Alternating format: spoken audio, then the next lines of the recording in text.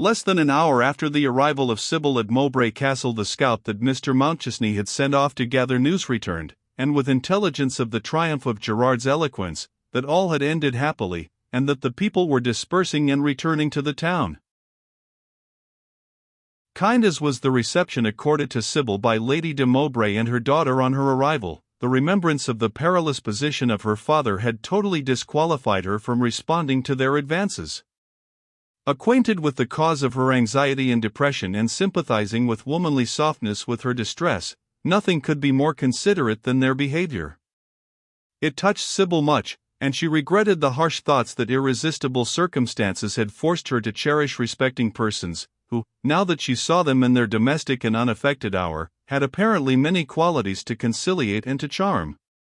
When the good news arrived of her father's safety, and safety achieved in a manner so flattering to a daughter's pride, it came upon a heart predisposed to warmth and kindness, and all her feelings opened. The tears stood in her beautiful eyes, and they were tears not only of tenderness but gratitude.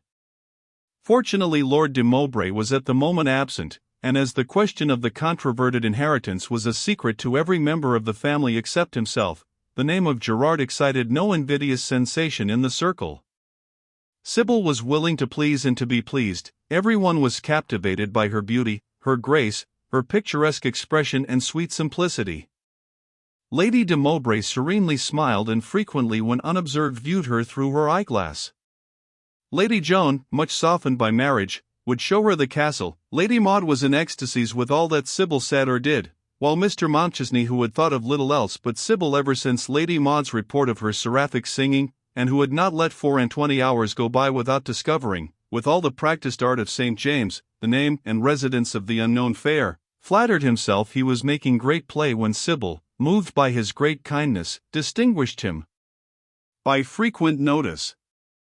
They had viewed the castle, they were in the music room. Sybil had been prevailed upon, though with reluctance, to sing some Spanish church music which she found there called forth all her powers. All was happiness, delight, rapture, Lady Maud in a frenzy of friendship, Mr. Mountchesney convinced that the country in August might be delightful, and Lady Joan almost gay because Alfred was pleased.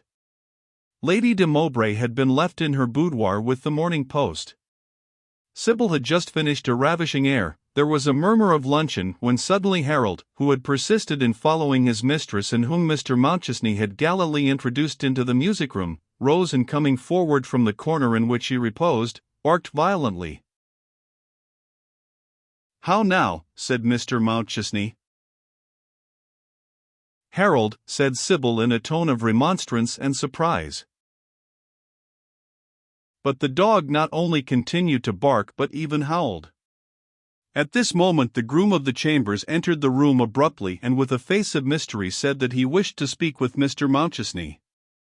That gentleman immediately withdrew. He was absent some little time, the dog very agitated, Lady Joan becoming disquieted, when he returned. His changed air struck the vigilant eye of his wife. "What has happened, Alfred?" she said. "Oh, don't be alarmed," he replied with an obvious affectation of ease. "There are some troublesome people in the park, stragglers I suppose from the rioters. The gatekeeper ought not to have let them pass. I have given directions to Bentley what to do, if they come to the castle." "Let us go to Mamma," said Lady Joan. And they were all about leaving the music room, when a servant came running in and called out, "Mr. Bentley told me to say, sir, they are in sight." "Very well," said Mr. Mountchesney in a calm tone but changing color. "You had better go to your mamma, Joan, and take Maud and our friend with you. I will stay below for a while," and notwithstanding the remonstrances of his wife, Mr. Mountchesney went to the hall. "I don't know what to do, sir," said the house steward. "They are a very strong party." "Close all the windows, lock and bar all the doors," said Mr. Mountchesney. "I am frightened," he continued, "about your lord. I fear he may fall in with these people." "My lord is at Mowbray," said Mr. Bentley. "He must have heard of this mob there." And now emerging from the plantations and entering on the lawns, the force and description of the invading party were easier to distinguish. They were numerous, though consisting of only a section of the original expedition, for Gerard had collected a great portion of the Mowbray men, and they preferred being under his command to following a stranger whom they did not much like on a somewhat licentious adventure of which their natural leader disapproved. The invading section therefore were principally composed of hellcats, though singular enough morally of all men in the world accompanied them, attended by Devilsdust, Dandy Mick, and others of that youthful class of which these last were the idols and heroes. There were perhaps 1,800 or 2,000 persons armed with bars and bludgeons, in general a grimy crew, whose dress and appearance revealed the kind of labor to which they were accustomed. The difference between them and the minority of Mowbray operatives was instantly recognizable. When they perceived the castle, this dreadful band gave a ferocious shout. Lady de Mowbray showed blood. She was composed and courageous. She observed the mob from the window, and reassuring her daughters and Sybil, she said she would go down and speak to them. She was on the point of leaving the room with this object when Mr. Mountchesney entered and, hearing her purpose, dissuaded her from attempting it.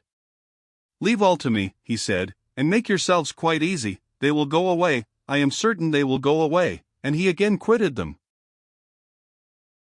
In the meantime Lady de Mowbray and her friends observed the proceedings below. When the main body had advanced within a few hundred yards of the castle, they halted and seated themselves on the turf.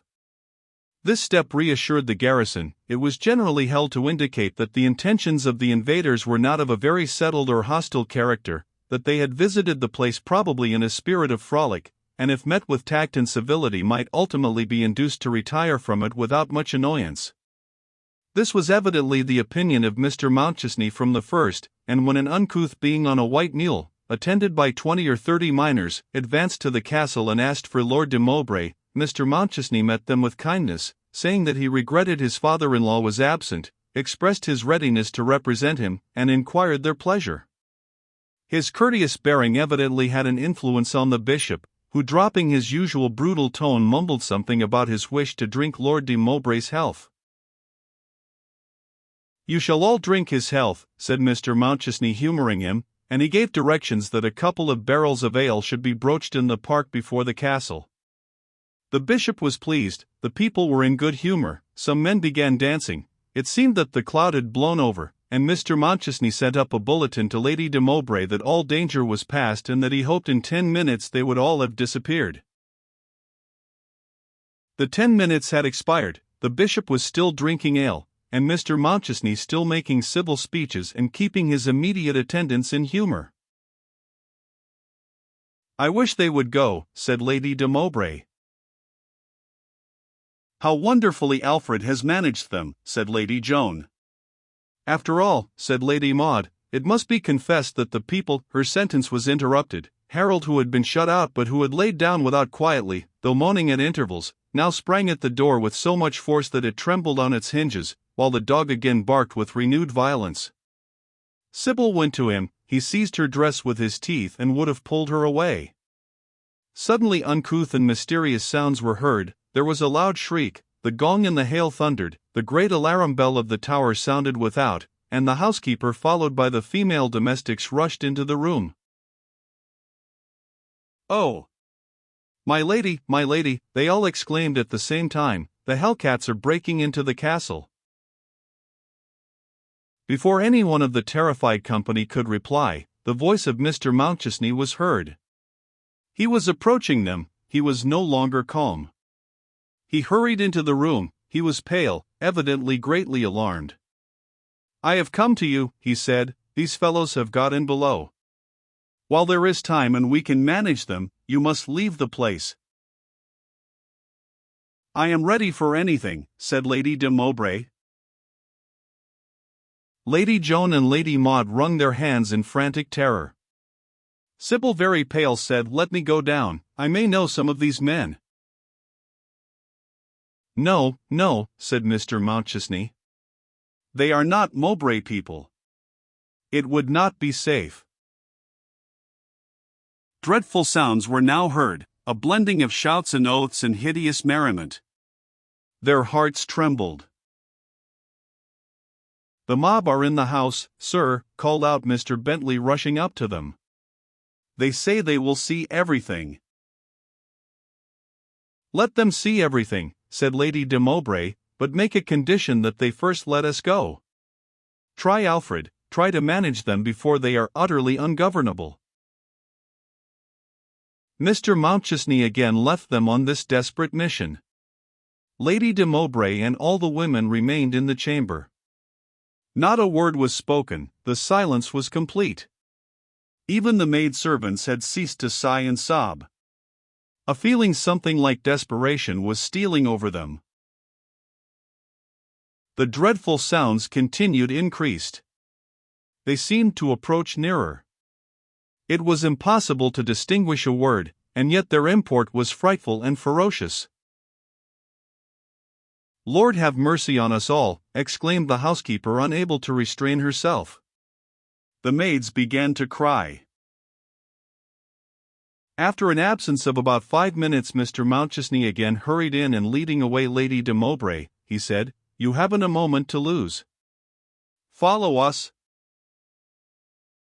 There was a general rush, and following Mr. Mountchesney they passed rapidly through several apartments, the fearful noises every moment increasing, until they reached the library, which opened on the terrace.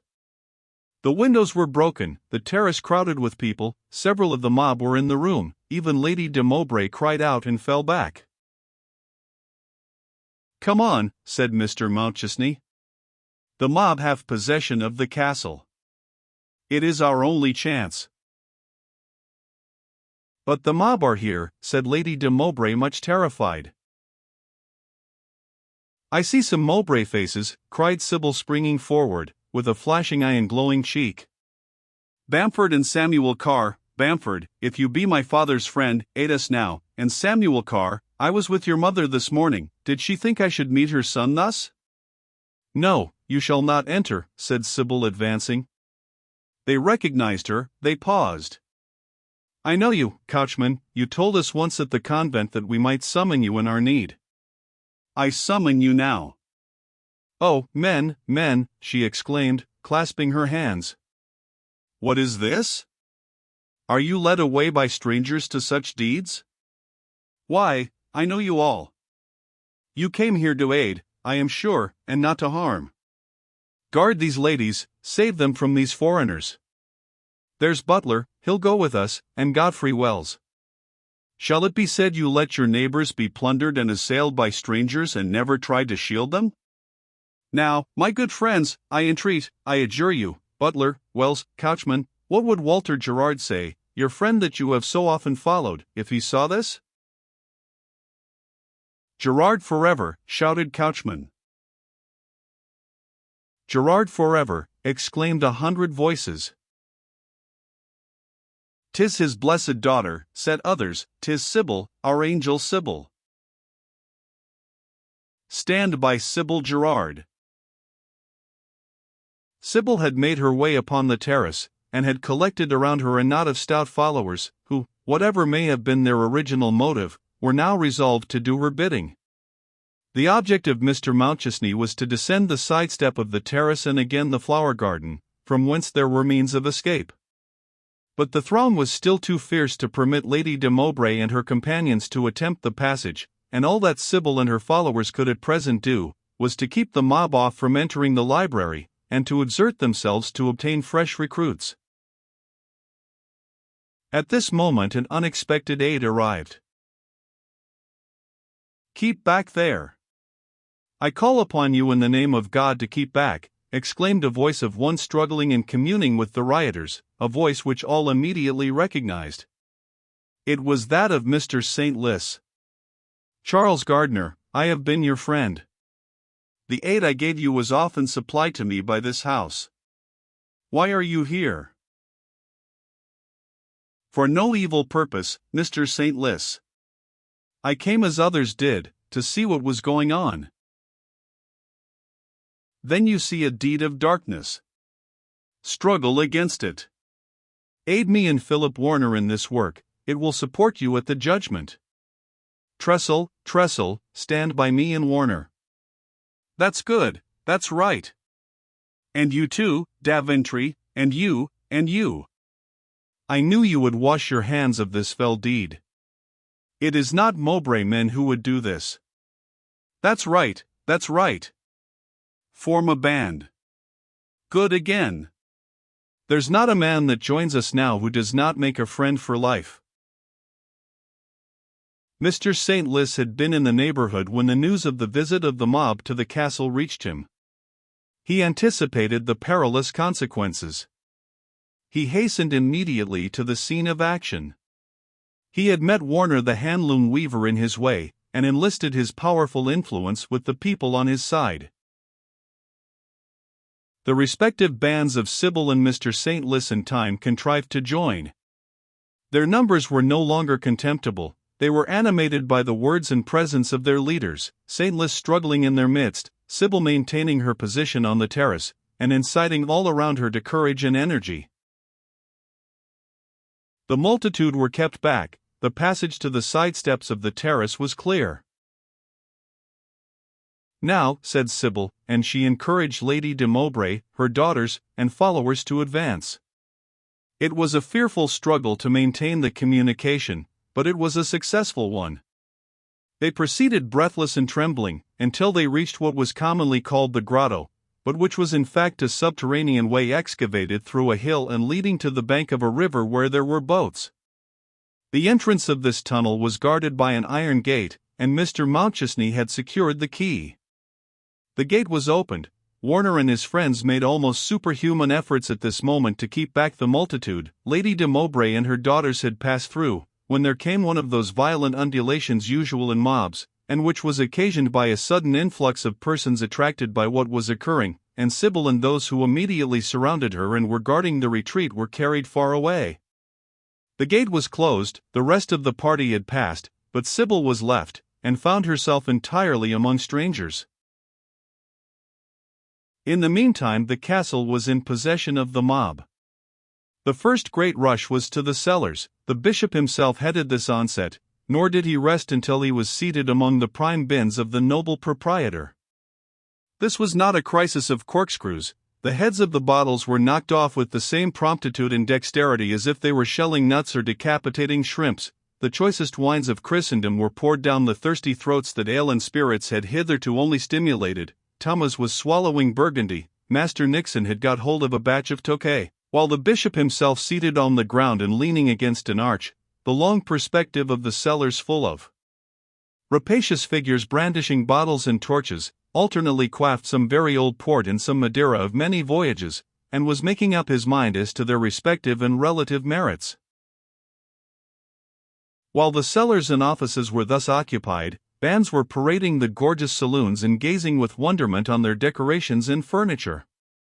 Some grimy ruffians had thrown themselves with disdainful delight on the satin couches and the state beds, others rifled the cabinets with an idea that they must be full of money, and finding little in their way, had strewn their contents, papers and books and works of art over the floors of the apartments. Sometimes a band who had escaped from below with booty came up to consummate their orgies in the magnificence of the dwelling rooms.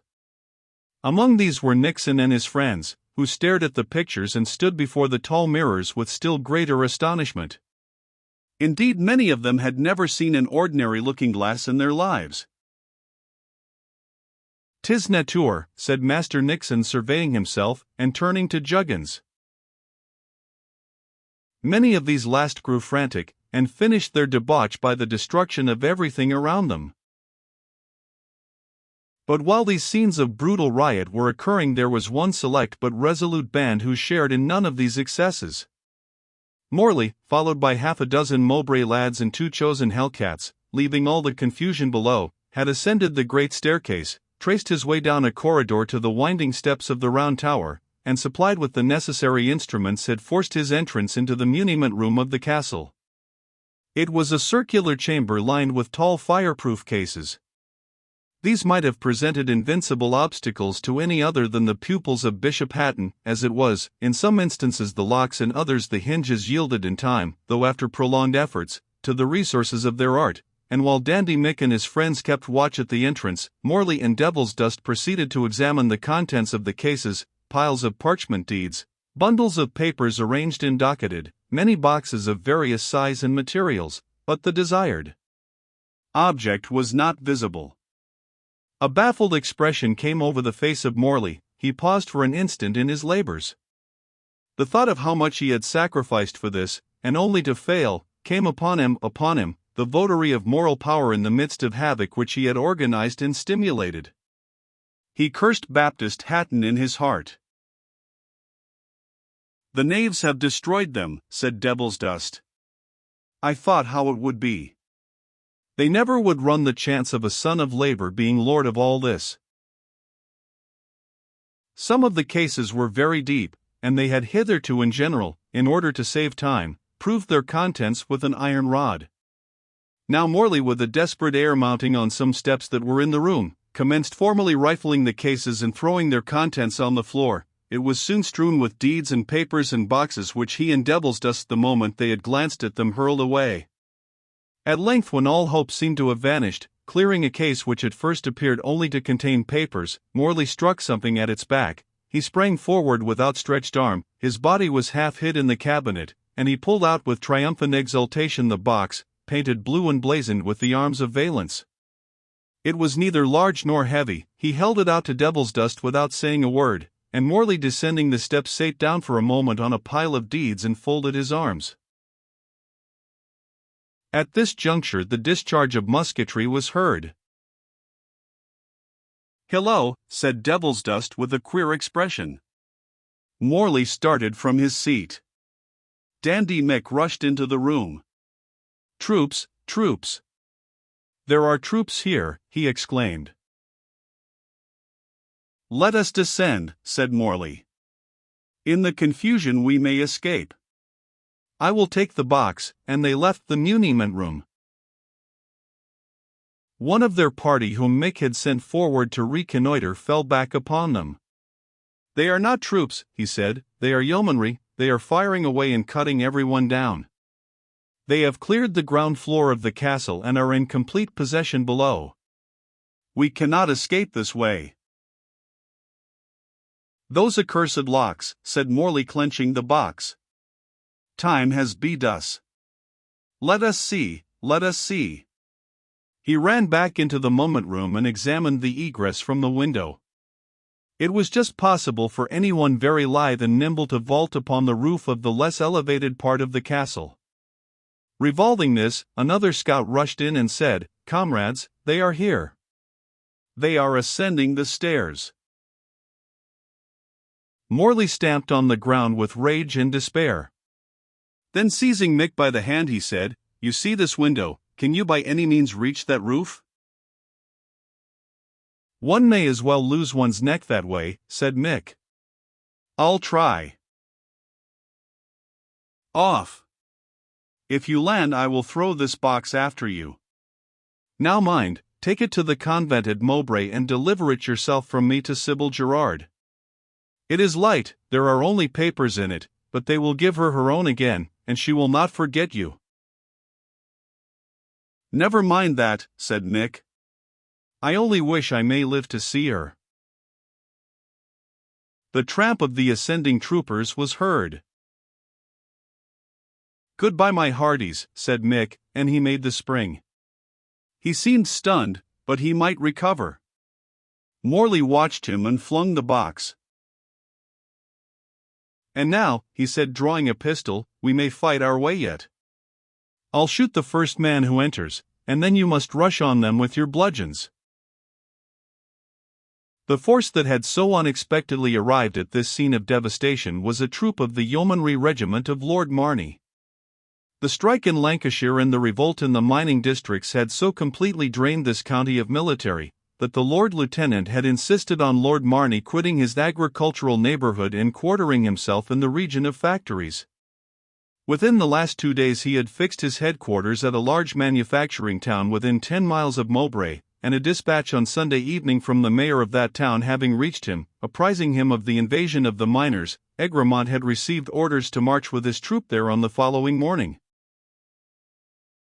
Egremont had not departed more than 2 hours when the horseman whom Sybil had met arrived at Lord Marney's headquarters, bringing a most alarming and exaggerated report of the insurrection and of the havoc that was probably impending. Lord Marney, being of opinion that Egremont's forces were by no means equal to the occasion, resolved therefore at once to set out for Mowbray with his own troop. Crossing Mowbray Moor, he encountered a great multitude, now headed for purposes of peace by Walter Gerard.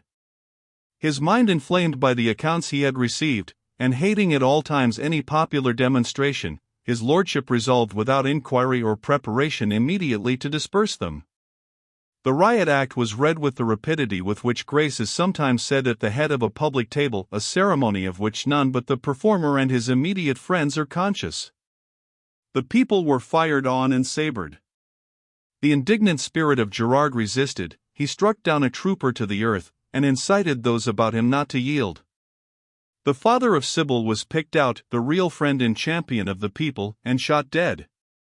Instantly arose a groan which almost quelled the spirit of Lord Marney, though armed and at the head of armed men.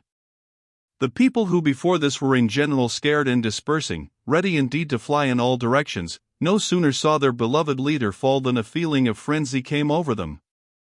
They defied the troopers, though themselves armed only with stones and bludgeons. They rushed at the horsemen and tore them from their saddles, while a shower of stones rattled on the helmet of Lord Marney and seemed never to cease. In vain the men around him charged the infuriated throng. The people returned to their prey, nor did they rest until Lord Marney fell lifeless on Mowbray Moor, literally stoned to death. These disastrous events of course occurred at a subsequent period of the day to that on which half a dozen troopers were ascending the staircase of the round tower of Mowbray Castle. The distracted house steward of Lord de Mowbray had met and impressed upon them, now that the castle was once more in their possession, of securing the muniment room, for Mr. Bentley had witnessed the ominous ascent of Morley and his companions to that important chamber. Morley and his companions had taken up an advantageous position at the head of the staircase. "Surrender," said the commander of the yeomanry. "Resistance is useless." Morley presented his pistol, but before he could pull the trigger a shot from a trooper in the rear, and who from his position could well observe the intention of Morley, struck Stephen in the breast. Still he fired, but aimless and without effect. The troopers pushed on. Morley, fainting, fell back with his friends, who were frightened, except Devilsdust, who had struck hard and well, and who in turn had been slightly sabred. The yeomanry entered the muniment room almost at the same time as their foes, leaving Devilsdust behind them, who had fallen, and who, cursing the capitalist who had wounded him, managed to escape. Morley fell when he had regained the room. The rest surrendered. "Morley! Stephen Morley!" exclaimed the commander of the yeomanry. You here?" "Yes. I am sped," he said in a faint voice. "No succor. It is useless and I desire none. Why I am here is a mystery, let it remain so. The world will misjudge me, the man of peace they will say was a hypocrite. The world will be wrong, as it always is. Death is bitter," he said with a deep sigh, and speaking with great difficulty, "more bitter from you, but just. We have struggled together before, Egremont. I thought I had scotched you then, but you escaped. Our lives have been a struggle since we first met. Your star has controlled mine, and now I feel I have sacrificed life and fame, dying men prophesy, for your profit and honor. O Sybil," and with this name half sighed upon his lips, the votary of moral power and the apostle of community ceased to exist. Meanwhile Sybil, separated from her friends who had made their escape through the grotto, was left with only Harold for her protector, for she had lost even Warner in the crush. She looked around in vain for some Mowbray face that she could recognize, but after some fruitless research, a loud shouting in the distance, followed by the firing of musketry, so terrified all around her, that the mob in her immediate neighborhood dispersed as if by magic, and she remained alone crouching in a corner of the flower garden, while dreadful shouts and shrieks and yells resounded from the distance, occasionally firing, the smoke floating to her retreat. She could see from where she stood the multitude flying about the park in all directions, and therefore she thought it best to remain in her present position and await the terrible events. She concluded that some military force had arrived, and that if she could maintain her present post, she hoped that the extreme danger might pass. But while she indulged in these hopes, a dark cloud of smoke came descending in the garden. It could not be produced by musket or carbine, its volume was too heavy even for ordnance, and in a moment there were sparks mingled with its black form, and then the shouting and shrieking, which had in some degree subsided, suddenly broke out again with increased force and wildness. The castle was on fire. Whether from heedlessness or from insane intention, for the deed sealed their own doom, the drunken hellcats, brandishing their torches, while they rifled the cellars and examined every closet and corner of the offices, had set fire to the lower part of the building, and the flames that had for some time burnt unseen, had now gained the principal chambers. The bishop was lying senseless in the main cellar, surrounded by his chief officers in the same state. Indeed, the whole of the basement was covered with the recumbent figures of hellcats, as black and thick as torpid flies during the last days of their career. The funeral pile of the children of Woden was a sumptuous one. It was prepared and lighted by themselves, and the flame that, rising from the keep of Mowbray, announced to the startled country that in a short hour the splendid mimicry of Norman rule would cease to exist, told also the pitiless fate of the ruthless savage, who, with analogous pretension, had presumed to style himself the liberator of the people. The clouds of smoke, the tongues of flame, that now began to mingle with them, the multitude whom this new incident and impending catastrophe summoned hacked to the scene, forced Sybil to leave the garden and enter the park. It was in vain she endeavored to gain some part less frequented than the rest, and to make her way unobserved. Suddenly a band of drunken ruffians, with shouts and oaths, surrounded her. She shrieked in frantic terror. Harold sprung at the throat of the foremost, another advanced. Harold left his present prey and attacked the new assailant. The brave dog did wonders, but the odds were fearful, and the men had bludgeons, were enraged, and had already wounded him. One ruffian had grasped the arm of Sybil, another had clenched her garments, when an officer covered with dust and gore, saber in hand, jumped from the terrace, and hurried to the rescue. He cut down one man, thrust away another, and placing his left arm round Sybil, he defended her with his sword, while Harold, now become furious, flew from man to man, and protected her on the other side. Her assailants were routed, they made a staggering flight. The officer turned round and pressed Sybil to his heart. "We will never part again," said Egremont. "Never," murmured Sybil.